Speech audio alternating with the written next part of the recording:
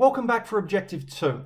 In this objective, we're going to identify right, obtuse and acute triangles, and then we're going to apply the naming convention for sides and angles. So to start off with then, as we mentioned in Objective 1, there's this idea of complementary and supplementary angles. And the one that we want to refer to here for this objective is that of supplementary. S for supplementary, S for straight line, and the angle of a straight line is 180 degrees. So the angles inside of a triangle, of which of course there are three, they are going to sum to 180 degrees, which simply means if you add them all up, you will get 180. We can use this fact, of course, to determine an unknown angle in that we know the angles add up to 180, so to determine the missing angle, we could simply say 180 minus angle 1 minus angle 2, and this will give us that missing angle 3 because it sums up to 180. And this is a fact that we just have to know and we can use extensively to find missing angles.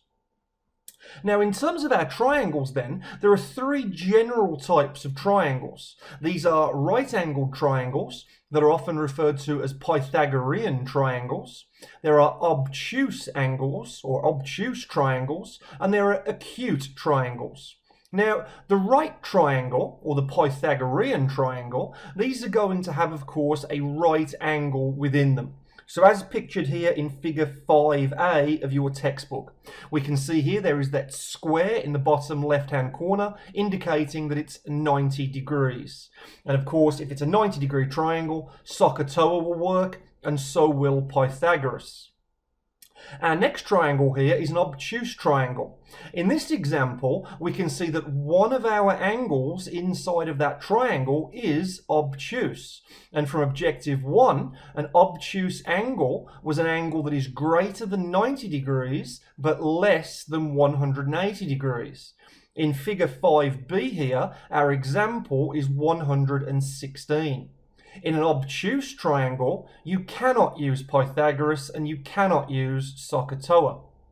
Then in our last triangle here, figure 5c, this is an acute triangle in which all of the angles are acute, which is an angle greater than 0 degrees but less than 90 degrees. In this case, 40, 79 and 61 are all acute angles. And what you will find here is, if you add up all three angles in all three triangles, you will always sum to 180 degrees, as these angles are supplementary. That is, we add up to 180 degrees always. Now, we can further subdivide our triangles of right triangles, obtuse and acute triangles into equilateral, scalene and isosceles. Now, hopefully you do remember these from 4th class. Now, what I strongly suggest that you do is you invest in a college dictionary. The one on screen here, the Webster's New World College Dictionary, is just the particular one that I use, and I purchased this off of Amazon for about $32 as of April 2020, and plus postage and shipping. So it's not that much money. The good news about this is there are an awful lot of definitions that you don't have to remember if you purchase yourself a dictionary.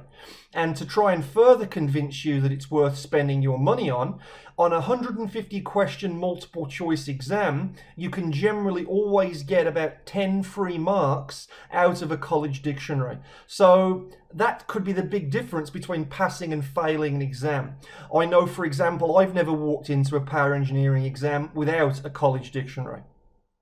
Now, why a college dictionary over a standard dictionary? Because a college dictionary has a lot of technical terms in it, even though it is a non-technical dictionary. A basic dictionary won't have a lot of these terms in. So I strongly encourage you to invest your money, go and buy yourself one and take this into every power engineering exam you ever write. It will make your life easier. Okay then, so in this dictionary you can find these definitions. So first of all, do we remember what an equilateral triangle was?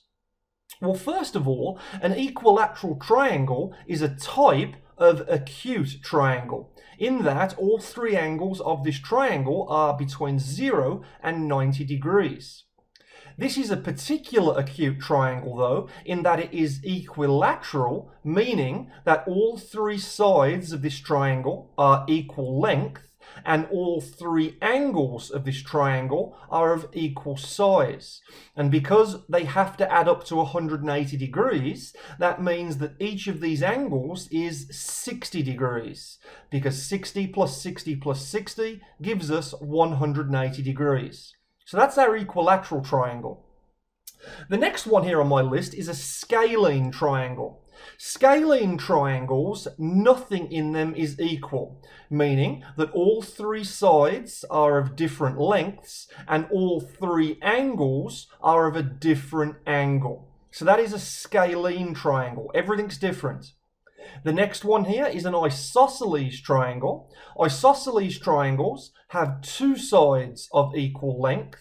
One side is obviously not, and then two of the angles are equal. And these are the angles opposites on the short side. And we'll see this on diagrams that we'll get to later.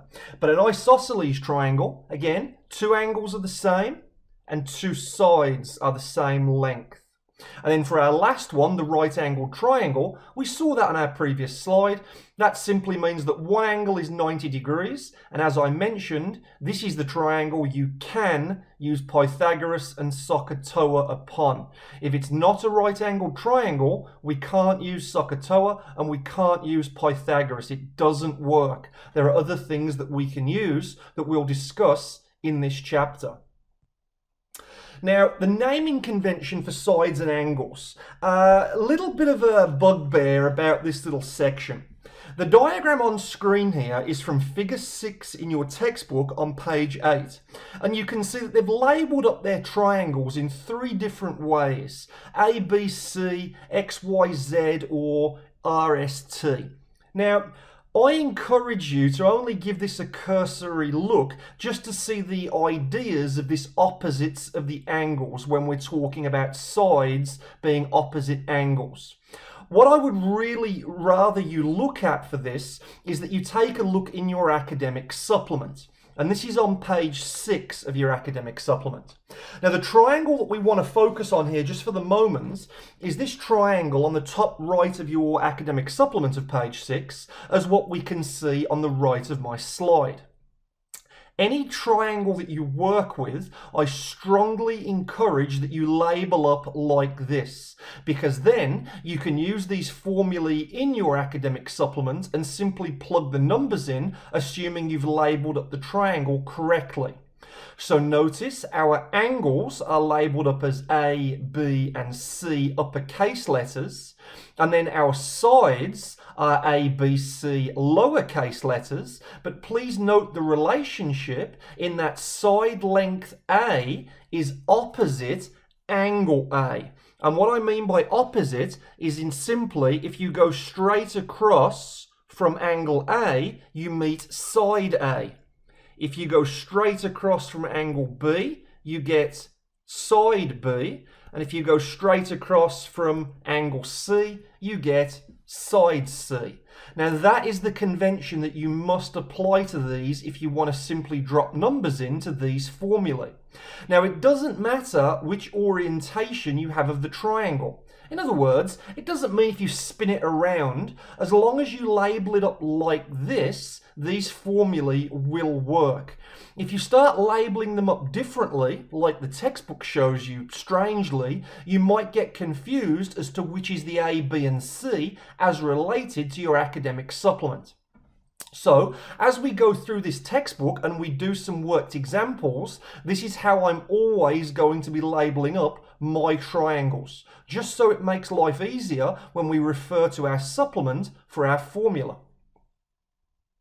Now that really is it for Objective 2. It's pretty straightforward, looking at the labeling convention of our triangles and also simply defining acute, right-angled and obtuse triangles, and then my little extra bit from 4th class, knowing the definitions of scalene, isosceles, and equilateral triangles also. So give this a look, and then once you're happy labeling up these triangles, we can go ahead and start using Pythagoras' theorem to start solving some of these triangles and looking at some worked examples. So give it a whirl, and then I'll see you back shortly here for objective 3.